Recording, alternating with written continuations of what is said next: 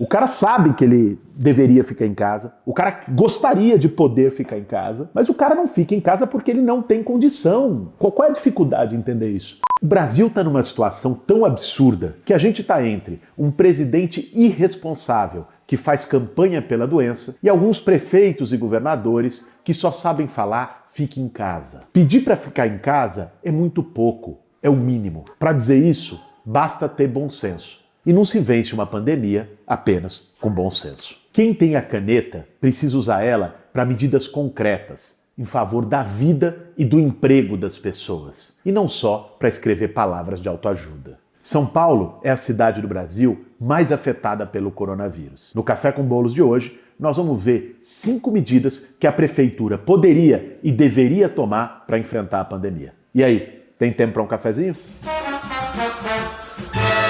Para fazer um bom café, meu bem. Uns dias atrás, o prefeito e o governador decretaram um mega feriadão aqui em São Paulo. Foi a solução que eles encontraram depois de uma mudança fracassada no rodízio de carros. Adivinha o que aconteceu? Quem tem casa no litoral decidiu ir passear.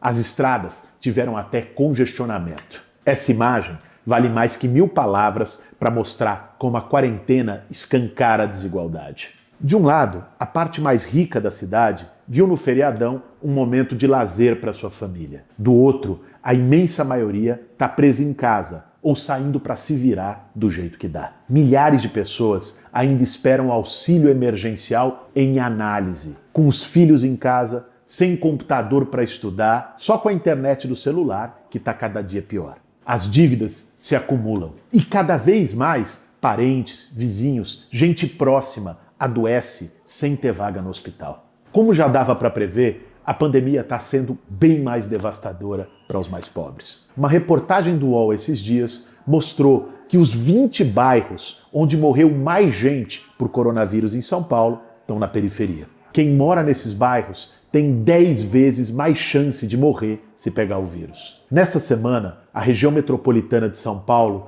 já tinha 13 hospitais totalmente lotados, que não podiam mais receber nenhum paciente. E a taxa de ocupação dos leitos de UTI está em 90%, perto do colapso. Para se ter uma ideia do tamanho da pandemia na cidade, o maior estudo epidemiológico feito sobre coronavírus no Brasil estimou que São Paulo tinha no dia 20 de maio 380 mil pessoas infectadas. Isso é mais do que todos os que foram testados positivos por Covid no Brasil. Porque é uma coisa, isso é verdade, a pandemia está mais real na vida das pessoas. Aqui no Campo Limpo, você pega o dado, foi o distrito que mais aumentou na cidade de São Paulo. 610%, aumentou 6 vezes as mortes por coronavírus nos últimos 15 dias. Todo mundo já conhece alguém que morreu. Quando o número ganha a face de uma pessoa que é teu parente, que é seu amigo, é seu colega de trabalho, que você conhece, que mora na rua de baixo, que frequenta o boteco com você, aí não é abstração, velho. Aí é o sentimento que podia ser eu. Acho que chegou nisso. Virou um senso comum dizer, mas na periferia todo mundo tá na rua, não sei o quê, não respeita a quarentena, é por isso que não funciona. Se de fato tem um menor respeito à quarentena na periferia, não é porque as pessoas não estão com medo, não estão apavoradas. Pelo contrário, só tá com medo pra cacete. Muitos não estão respeitando a quarentena porque não podem. Quarentena não é pra quem quer, é pra quem pode. Quem não tem comida na mesa, não tem como ficar na quarentena. O cara tem que se virar. Então, assim, a realidade, o cara que mora num barraquinho de 3x3 com 2 filhos, como é que ele vai ficar dentro daquele barraco o dia inteiro? Sabe? Tem um pouco de mistificação nessa história, ou de incompreensão, de falta de empatia nessa história. É claro que todo mundo quer que as pessoas respeitem a quarentena, mas tem que ser dada condição para isso. Esse é o debate. Nós temos buscado fazer esse debate desde o começo. A periferia precisa ser tratada com uma atenção especial. A gente não vai diminuir a taxa de transmissão apenas com campanha para usar máscaras, lavar as mãos ou decretando feriadão. A gente vai dar aqui pelo menos 5 medidas que a Prefeitura de São Paulo deveria tomar com urgência, para ontem. Primeiro, políticas de acolhimento. A gente tem em São Paulo 1.400 escolas municipais, que estão nesse momento quase todas vazias. Essas escolas têm que ser usadas para abrigar pessoas suspeitas de estarem com coronavírus, mas que moram em casas superlotadas e que não podem, por isso, fazer o isolamento. Além disso, tem a rede hoteleira, com 40 mil quartos vazios nesse momento. Nós já entramos com uma ação para que eles sejam destinados para abrigar a população em situação de rua, que é aquela que está mais vulnerável ao coronavírus. O tema do sem-teto. Nós conseguimos ganhar uma ação, eu, a Erundina e o Padre Júlio. Padre Júlio, não sei se você conhece, puta cara, o cara pastoral do povo de rua, trabalha a vida inteira com população em situação de rua, um cara generoso, de uma dignidade sem tamanho. Eu, Erundina e ele entramos com uma ação no Ministério Público para poder abrigar, acolher a população de rua de São Paulo em hotel. Nós temos 40 mil vagas de hotel vazias na cidade de São Paulo. 25 mil moradores de rua. Boa parte desses hotéis é hotel pequeno, que inclusive está à beira da falência porque está vazio. Você acolher ali, você resolvia dois problemas. Resolvia o problema principal, que é as pessoas que estão desabrigadas, já morreram vários por coronavírus, poderem ter um abrigo, mas também você evitaria uma quebradeira geral desses pequenos e médios hotéis na cidade. Porque a prefeitura vai pagar, óbvio que não vai pagar o preço de mercado, mas vai pagar ali um preço de custo daquele alojamento. No mundo todo estão fazendo isso, várias cidades aqui do Brasil estão fazendo isso. São Paulo é a cidade mais rica do país, por que não faz? Aí nós entramos no MP. O promotor, muito correto, né? Os promotores ali compreenderam, acolheram e mandaram uma recomendação para a prefeitura criar 8 mil vagas, imediatamente, de hotel para acolher. Até agora nada. Cada dia que passa é um que morre de frio, é um que contrai coronavírus. Eu tenho participado, junto com a equipe da campanha do MTST de solidariedade, de entrega de marmita, de kit de higiene, de máscara para a população em situação de rua. Cara, é de partir o coração, velho. Devastador. Você chegar à noite lá e as pessoas estão jogadas. De dia, à noite, qualquer hora. Fui com o Padre Júlio lá na Moca, no centro de referência que ele acompanha. Sim, tá lá, como se tivesse tudo normal. As pessoas estão lá, jogadas, uma do lado da outra ali. Uma calçada, 50 pessoas ali no meio. Segundo, apoio social. No Rio de Janeiro, por uma iniciativa da bancada do PSOL, se aprovou a Renda Básica Carioca. É um complemento ao auxílio emergencial da Caixa, que eleva o valor para um salário mínimo. São Paulo tem que fazer isso imediatamente. É o município com maior orçamento do país e que tem um custo de vida alto. Por isso, precisa ter o complemento da renda básica. Além disso, com a suspensão das aulas, milhares de crianças e jovens ficaram sem merenda, que muitas vezes eram a única refeição que tinha. A prefeitura criou um cartão alimentação, que varia de R$ 55 a R$ 100, mas só deu esse cartão para 30% dos estudantes.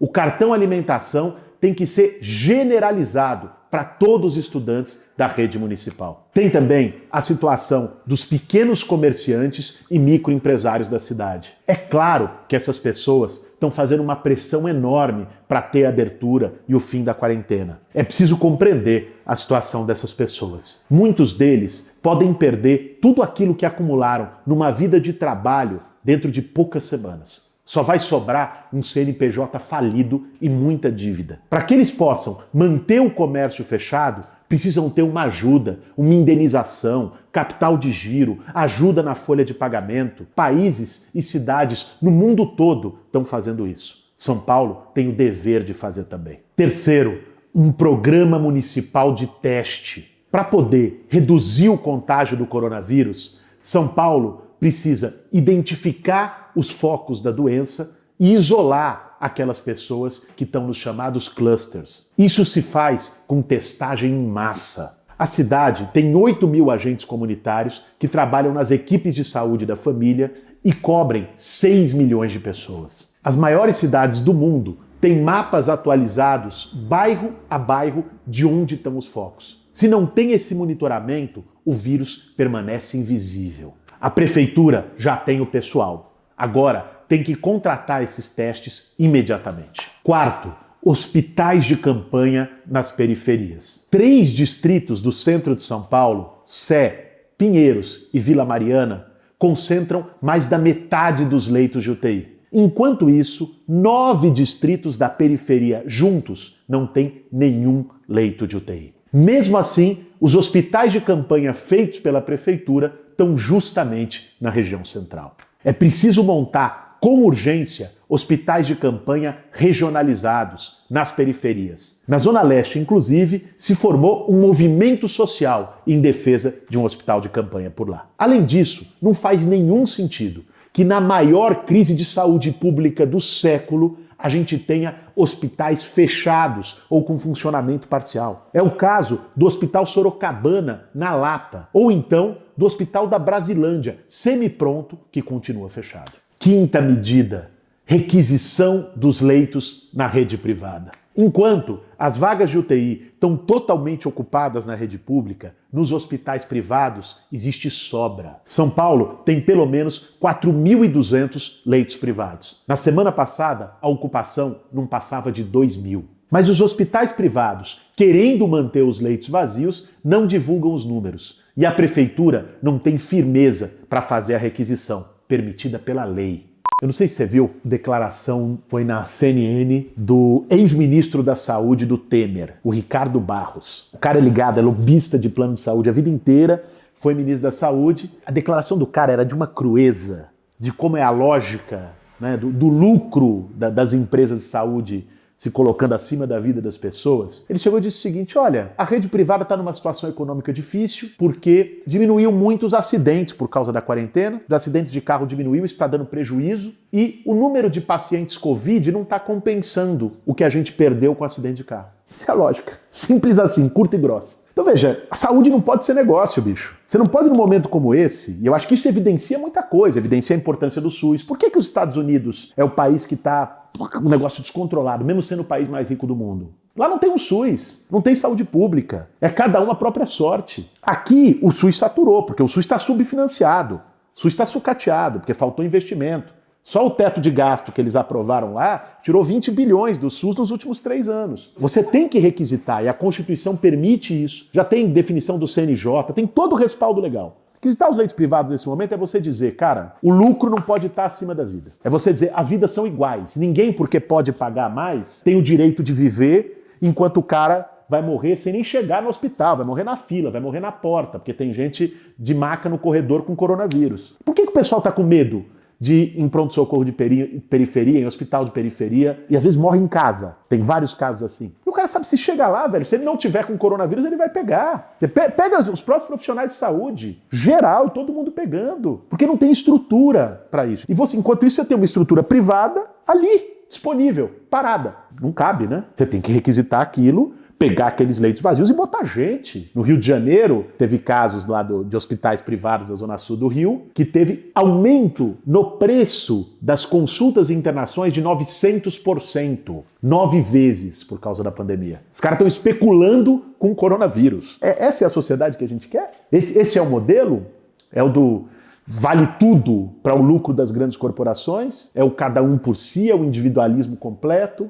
A pandemia, de algum modo, traz isso a nu, né? Coloca isso no centro da agenda. Para a maioria das pessoas, a quarentena simplesmente não é uma possibilidade. Sem um plano local, organizado, coordenado, a gente vai ficar preso nessa armadilha. A maior cidade do Brasil não pode ser refém de mais passos em falso e de ideias que não funcionam para a maioria. A omissão do poder público em tomar as medidas que podem e devem ser tomadas está custando vidas, principalmente nas periferias. É isso aí, gente. Esse foi mais um Café com Bolos. Não deixe que te digam que a opção das pessoas é entre morrer de fome ou de coronavírus. O poder público tem que tomar medidas agora. A gente pode sair da quarentena de outro jeito.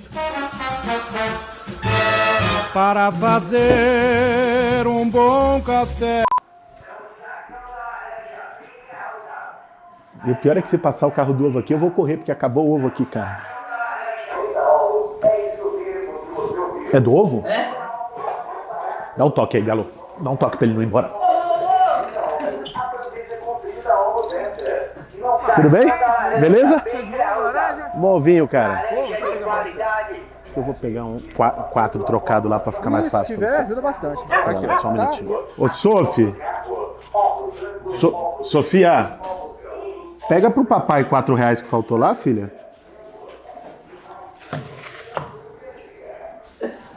Viu, você negociou no ovo.